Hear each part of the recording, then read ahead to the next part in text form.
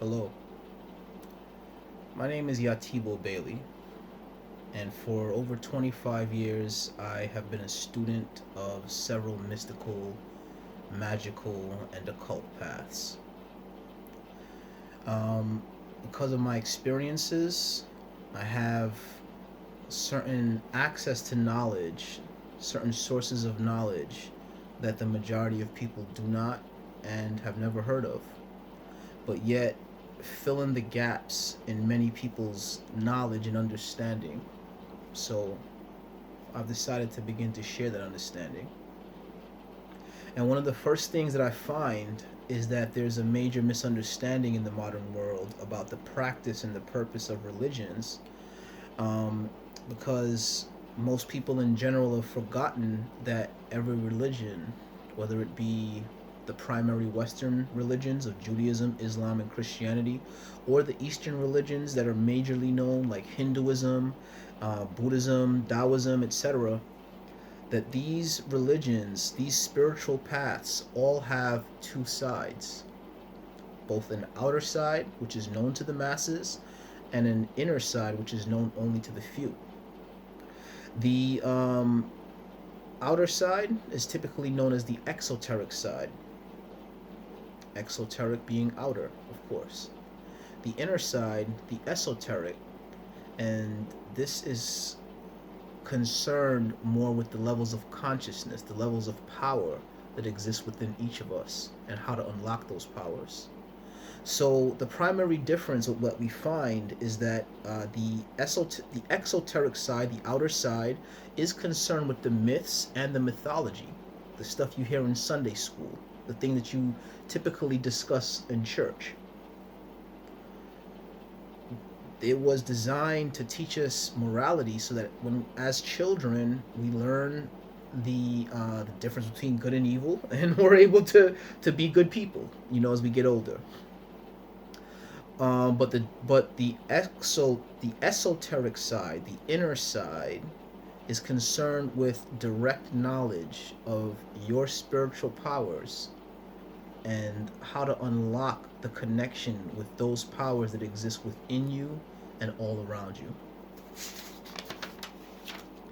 Now, most people are able to quote the myths, the stories. They're able to tell you the parables word for word. They can, tell you specific verses word for word. But ancient people, and from my knowledge, I've found, had a specific meaning for terms that people are very liberal with these days. Um, but to give you an idea of what I mean between of exoteric and esoteric, in Judaism, for instance, we have the esoteric side, which is known as the Kabbalah. And the Kabbalah, its ultimate purpose was to help mankind return to our position and power that we held before the symbolical fall from grace from the Garden of Eden. It deals with the relationship between man, God, and nature, and it encompasses three basic elements of air, fire, and water. It seven planets, which we find the seven planets in both the East and the Western schools, not only represented the Sun, the Moon, Mars, Venus, Mercury, Jupiter, Saturn, but also represented the seven centers of energy within the body. Within the Western world, we have the seven candlesticks, but also the 7 days of creation. Within the Eastern world, we find very clearly the seven chakras. And one of the main differences between the East and the Western traditions and cultures is that many of the things that were taught only to a select few in the West, were very widely dispersed in the East. So now, as the cultures have begun to blend within this age of information, we see that we're able to compare, contrast them, and see that many of the understandings that they had reached were very, very similar, if not exactly the same. Now, uh, the Kabbalah also dealt with 10 spheres of energy that illustrated how a divine thought becomes a material reality, and essentially how man can take his thoughts and use that, or women take their thoughts and go through a process of making your thought into a material thing, no matter what it be.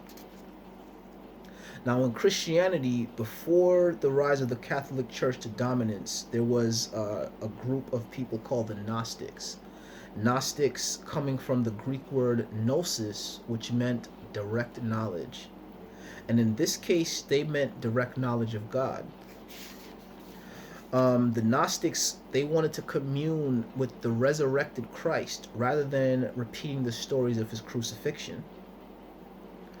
And in their reasoning and practice, since Christ had risen, his presence could be felt and his wisdom drawn upon for solutions to the problems in their daily lives.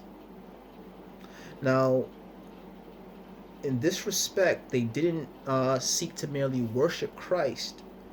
They wanted to try to embody what they called the Christ consciousness. And now, what I'm going to be doing is referring first to a book that people have really only heard about in movies, horror movies. In Supernatural, the two brothers, this is like one of the books that they, use to power their missions and stuff, fight demons with. But this is called the Key of Solomon.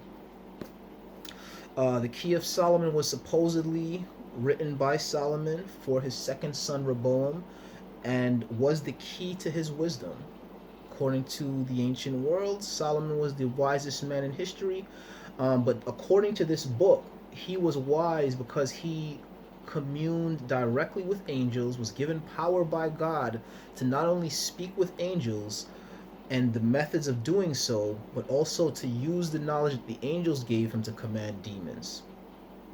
So within this book, The Key of Solomon, there are some key principles, things that we find very simple, that are within all of the traditions. So it says here, first, it is necessary for thee to understand that God, having made all things, in order that they may be submitted to him, hath wished to bring his works to perfection, by making one which participates of the divine and of the terrestrial, that is to say, man, whose body is gross and terrestrial, while his soul is spiritual and celestial, unto whom he hath made subject the whole earth and its inhabitants, and hath given to him by means which he may render the angels familiar, as I call those celestial creatures who are so destined. So from here, we see the very basic concept that man is a dual being, a spiritual being encased within a physical body, and that property of being essentially an angel locked within the body of an animal gave man gives us the ability to not only interact with these beings who are only spirit, who are only energy, essentially, but also to bring certain forces within our control. And now in terms of the Gnostics, this principle comes down to the concept of the word, or what people typically call the word of God. Now, what is a word? In the book of John, it says the word of that in the beginning was the word. All things were made by this word, and nothing was made without it. But what is a word? A word, we have to all agree, is a sound. And what is a sound? A sound, as we all know, or we can even feel, is a vibration. Now, the concept of vibration, that all things are vibration, is the very essence of the alchemical sciences. that by raising the vibration from one level to another, we are able to transcend our states.